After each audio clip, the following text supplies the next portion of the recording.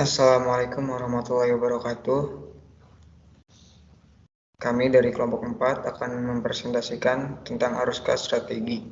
Kelompok kami terdiri dari Muhammad Maulana Fauji dengan NIM 202004204177, Muhammad Arkan Asaduddin dengan NIM 202004204132, Dei Sekar Anugrah dengan NIM 202004202128, Adinda Nur Hasanah dengan NIM 202004202144, Naufal Akmal dengan NIM 202004202184, dan Hadian Haniful Haq dengan NIM 202004202142. Analisis arus kas sebagai alat strategis. Analisis aliran memungkinkan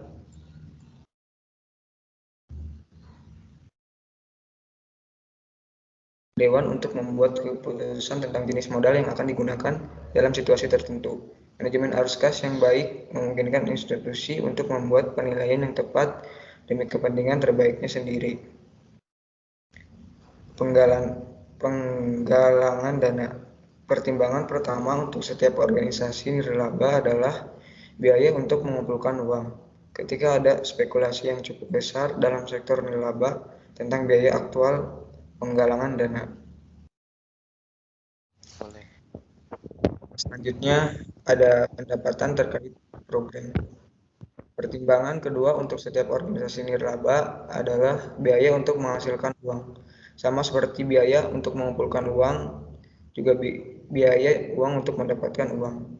Dan ada juga pinjaman. Pertimbangan ketiga adalah biaya pinjaman. Meminjam, terutama jika itu sepenuhnya dijamin dengan agunan berupa uang tunai atau setara kas. Untuk selanjutnya ada memutuskan uang apa yang akan digunakan. Jadi pada dasarnya uang membutuhkan uang. Kunci pengelolaan yang efektif itu di dunia nirlaba adalah untuk mengetahui dolar mana yang paling hemat. Biaya untuk di setiap situasi. Pemikiran arus kas mengingatkan kita bahwa biaya memiliki dampak nyata pada uang yang masuk dan juga cek yang keluar. Jika Anda mengantisipasi kekurangan bulan depan dan aliran pendapatan yang Anda peroleh diproyeksikan lebih rendah dan hibah dari suatu perusahaan atau lainnya belum tiba, mungkin masuk akal untuk mengisi celah dengan menggunakan jalur kredit. Anda yang sepenuhnya aman daripada dengan mengetuk cadangan uang tunai Anda yang dibangkitkan dengan biaya yang cukup besar di tahun-tahun sebelumnya. Selanjutnya ada dampak inflasi. Apa itu inflasi? Inflasi adalah kenaikan harga barang dan jasa yang menyebabkan penurunan mengejar kekuasaan.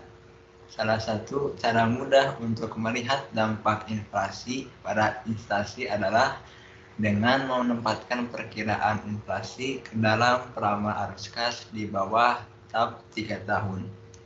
Selanjutnya ada dampak waktu. Waktu menimbulkan masalah khusus di sektor nirlaba. Lingkungan pendanaan tampak kacau sebagian karena tidak ada sumber pendanaan termasuk yayasan, perusahaan, lembaga pemerintah, atau donor individu.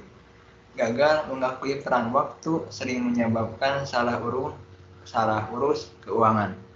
Analisis arus kas menawarkan permasalahan ini.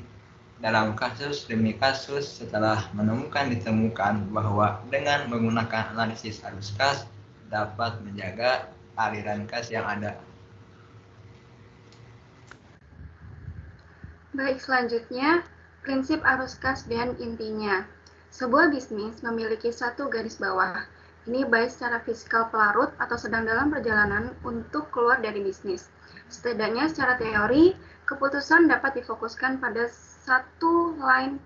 Semua organisasi nirlaba memiliki dua garis bawah, pengajaran langsung sosial mereka atau tujuan artistik dan solvabilitas fiskal jangka panjang. Tujuan sosial membedakan organisasi nirlaba dari entitas komersial.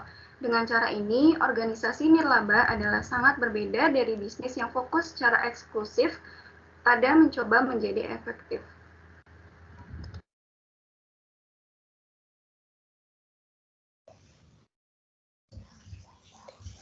Kemudian reservasi atau pinjaman. Analisis arus kas menjawab pertanyaan apakah lebih baik memiliki kas atau jalur kredit. Artinya, mungkin contoh paling mendasar tentang bagaimana arus kas dapat membantu mengambil keputusan menerapkan pemikiran arus kas untuk pertanyaan apakah akan meminta dana untuk cadangan kas atau melakukan jalur berfungsi sebagai dana cadangan. Pemikiran arus kas dapat memberi wawasan penting untuk mengenai bagaimana institusi beroperasi.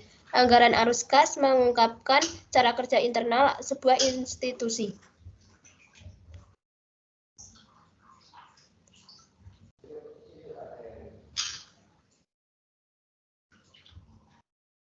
Kemudian, analisis arus kas dan apa yang diinginkan pemberi dana.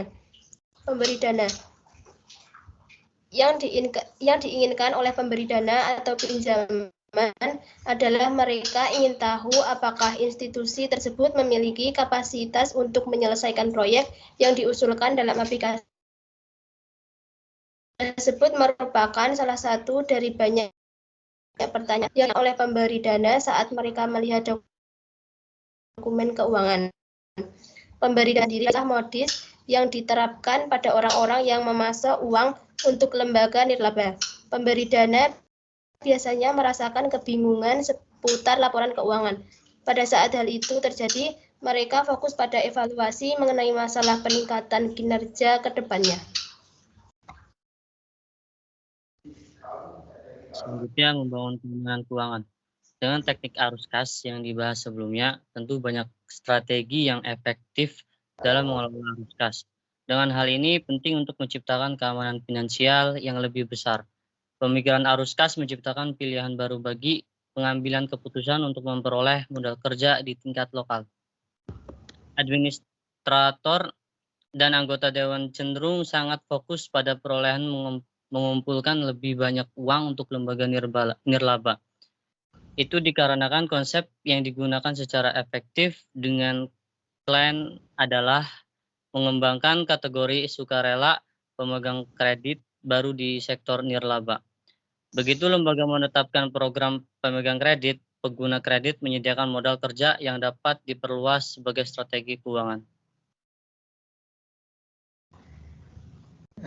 Terima kasih atas perhatiannya. Kurang lebihnya mohon maaf. Demikian akhir presentasi dari kelompok kami. Semoga bermanfaat. Assalamualaikum warahmatullahi wabarakatuh.